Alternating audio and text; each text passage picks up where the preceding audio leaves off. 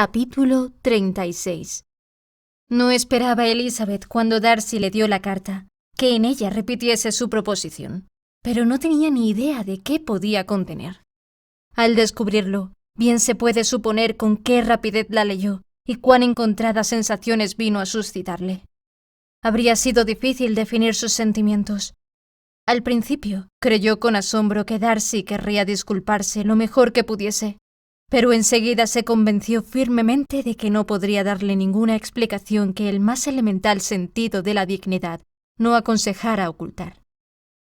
Con gran prejuicio contra todo lo que él pudiera decir, empezó a leer su relato acerca de lo sucedido en Netherfield.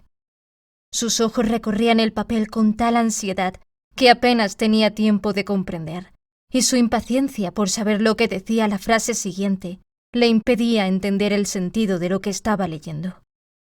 Al instante dio por hecho que la creencia de Darcy en la indiferencia de su hermana era falsa, y las peores objeciones que ponía a aquel matrimonio la enojaban demasiado para poder hacerle justicia. A ella le satisfacía que no expresase ningún arrepentimiento por lo que había hecho. Su estilo no revelaba contrición, sino altanería. En sus líneas no veía más que orgullo e insolencia. Pero cuando pasó a lo concerniente a Wickham, leyó ya con mayor atención. Ante aquel relato de los hechos que, de ser auténtico, había de destruir toda su buena opinión del joven y que guardaba una alarmante afinidad con lo que el mismo Wickham había contado, sus sentimientos fueron aún más penosos y más difíciles de definir. El desconcierto, el recelo e incluso el horror la oprimían. Hubiese querido desmentirlo todo y exclamó repetidas veces: «¡Eso tiene que ser falso! ¡Eso no puede ser! ¡Debe ser el mayor de los embustes!». Acabó de leer la carta y, sin haberse enterado apenas de la última o las 2 últimas páginas, la guardó rápidamente y, quejándose, se dijo que no la volvería a mirar, que no quería saber nada de todo aquello. En semejante estado de perturbación, asaltada por 1000 confusos pensamientos, siguió pensando, pero no sirvió de nada.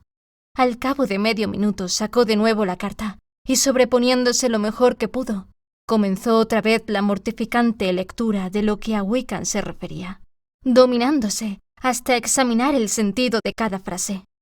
Lo de su relación con la familia de Pemberley era exactamente lo mismo que él había dicho, y la bondad del viejo señor Darcy, a pesar de que Elizabeth no había sabido hasta ahora hasta dónde había llegado, también coincidían con lo indicado por el propio Wickham. Por lo tanto, un relato confirmaba el otro, pero cuando llegaba el tema del testamento la cosa era muy distinta. Todo lo que éste había dicho acerca de su beneficio eclesiástico estaba fresco en la memoria de la joven, y al recordar sus palabras tuvo que reconocer que había doble intención en uno u otro lado, y por unos instantes creyó que sus deseos no la engañaban. Pero cuando leyó y releyó todo lo sucedido a raíz de haber rehusado Wickham a la rectoría, a cambio de lo cual había recibido una suma tan considerable como 3000 libras, no pudo menos que volver a dudar. Dobló la carta y pesó todas las circunstancias con su pretendida imparcialidad, meditando sobre las probabilidades de sinceridad de cada relato, pero no adelantó nada. De uno y otro lado no encontraba más que afirmaciones. Se puso a leer de nuevo, pero cada línea probaba con mayor claridad que aquel asunto que ella no creyó que pudiese ser explicado más que como una infamia en detrimento del proceder de Darcy, era susceptible de ser expuesto de tal modo que dejaba a Darcy totalmente exento de culpa. Lo de los vicios y la prodigalidad que Darcy no vacilaba en imputarle a Wickham la indignaba en exceso, tanto más cuanto que no tenía pruebas para rebatir el testimonio de Darcy. Elizabeth no había oído hablar nunca de Wickham antes de su ingreso en la guarnición del condado, a lo cual le había inducido su encuentro casual en Londres con un joven a quien solo conocía superficialmente. De su antigua vida no se sabía en Hertfordshire más que lo que él mismo había contado. En cuanto a su verdadero carácter, y a pesar de que Elizabeth tuvo ocasión de analizarlo, nunca sintió deseos de hacerlo. Su aspecto, su voz y sus modales le dotaron instantáneamente de todas las virtudes. Trató de recordar algún rasgo de nobleza, algún gesto especial de integridad o de bondad que pudiese librarle de los ataques de Darcy, o, por lo menos, que el predominio de buenas cualidades le compensara de aquellos errores casuales, que era como ella se empeñaba en calificar lo que Darcy tildaba de holgazanería e inmoralidad arraigados en él desde siempre. Se imaginó a Wickham delante de ella, y lo recordó con todo el encanto de su trato, pero, aparte de la aprobación general de que disfrutaba en la localidad y la consideración que por su simpatía había ganado entre sus camaradas, Elizabeth no pudo hallar nada más en su favor. Después de haber reflexionado largo rato sobre este punto, reanudó la lectura. Pero lo que venía a continuación sobre la aventura con la señorita Darcy fue confirmado en parte por la conversación que Elizabeth había tenido la mañana anterior con el coronel Fitzwilliam, y, al final de la carta, Darcy apelaba, para probar la verdad de todo, al propio coronel, cuya intervención en todos los asuntos de su primo Elizabeth conocía por anticipado, y cuya veracidad no tenía motivos para poner en entredicho. Estuvo a punto de recurrir a él, pero se contuvo al pensar lo violento que sería dar ese paso, desechándolo, al fin, convencida de que Darcy no se habría arriesgado nunca a proponérselo sin tener la absoluta seguridad de que su primo corroboraría sus afirmaciones. Recordaba perfectamente todo lo que Wickham le dijo cuando hablaron por primera vez en casa del señor Phillips. Muchas de sus expresiones estaban aún íntegramente en su memoria. Ahora se daba cuenta de lo impropio de tales confidencias a una persona extraña y se admiraba de no haber caído antes en ello. Veía la falta de delicadeza que implicaba el ponerse en evidencia de aquel modo y la incoherencia de sus declaraciones con su conducta. Se acordaba de que se jactó de no temer ver a Darcy y de que éste tendría que irse, pero que él no se movería, lo que no le impidió evadirse para no asistir al baile de Netherfield a la semana siguiente. También recordaba que hasta que la familia de Netherfield no había abandonado el condado, no contó su historia nada más que a ella, pero desde su marcha, la citada historia corrió de boca en boca y Wickham no tuvo el menor escrúpulo en hundir la reputación de Darcy. Por más que anteriormente le había asegurado a Elizabeth que el respeto al padre le impediría siempre agraviar al hijo. Qué diferente le parecía ahora todo lo que se refería a Wickham. Sus atenciones para con la señorita King eran ahora, única y exclusivamente, la consecuencia de sus odiosas perspectivas de cazador de dotes, y la mediocridad de la fortuna de la señorita ya no eran la prueba de la moderación de sus ambiciones, sino el afán de agarrarse a cualquier cosa. Su actitud con Elizabeth no podía tener ahora un motivo aceptable. O se había engañado al principio en cuanto a sus bienes, o había tratado de halagar su propia vanidad alimentando la preferencia que ella le demostró incautamente.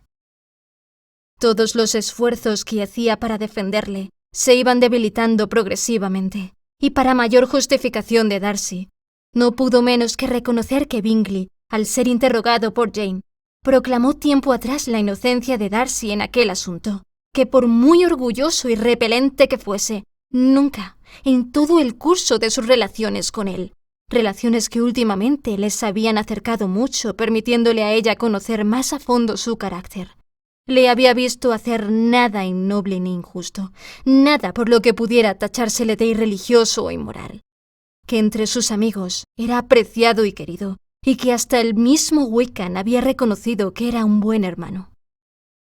Ella también le había oído hablar de su hermana con un afecto tal que demostraba que tenía buenos sentimientos. Si hubiese sido como Wickham le pintaba, capaz de tal violación de todos los derechos, habría sido difícil que nadie lo supiera, y la amistad entre un ser semejante y un hombre tan amable como Bingley habría sido incomprensible. Llegó a avergonzarse de sí misma. No podía pensar en Darcy ni en Wickham sin reconocer que había sido parcial, absurda, que había estado ciega y llena de prejuicios. ¿De qué modo tan despreciable he obrado?, pensó. Yo, que me enorgullecía de mi perspicacia. Yo, que me he vanagloriado de mi talento, que he desdeñado el generoso candor de mi hermana y he halagado mi vanidad con recelos inútiles o censurables. Qué humillante es todo esto, pero ¿cómo merezco esta humillación? Si hubiese estado enamorada de Wickham, no habría actuado con tan lamentable ceguera. Pero la vanidad y no el amor ha sido mi locura. Complacida con la preferencia del uno y ofendida con el desprecio del otro, me he entregado desde el principio a la presunción y a la ignorancia, huyendo de la razón en cuanto se trataba de cualquiera de los dos. Hasta este momento no me conocía a mí misma. De sí misma a Jane y de Jane a Bingley, sus pensamientos recorrían un camino que no tardó en conducirla a recordar que la explicación que Darcy había dado del asunto de estos le había parecido muy insuficiente, y volvió a leerla. El efecto de esta segunda lectura fue muy diferente. ¿Cómo no podía dar crédito a lo que Darcy decía sobre uno de los puntos si se había visto forzada a dárselo en el otro?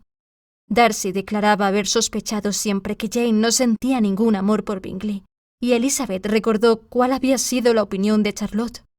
Tampoco podía discutir la exactitud de su descripción de Jane.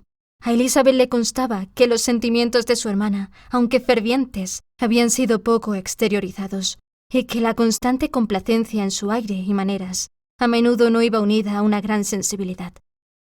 Cuando llegó a la parte de la carta donde Darcy mencionaba a su familia en términos tan humillantes, aunque merecidos reproches, Elizabeth sintió verdadera vergüenza. La justicia de sus acusaciones le parecía demasiado evidente para que pudiera negársela, y las circunstancias a las que aludía en particular como ocurridas en el baile de Netherfield no le podían haber impresionado a él más que de lo que le habían abochornado a ella. El elogio que Darcy les tributaba a ella y a su hermana no le pasó inadvertido.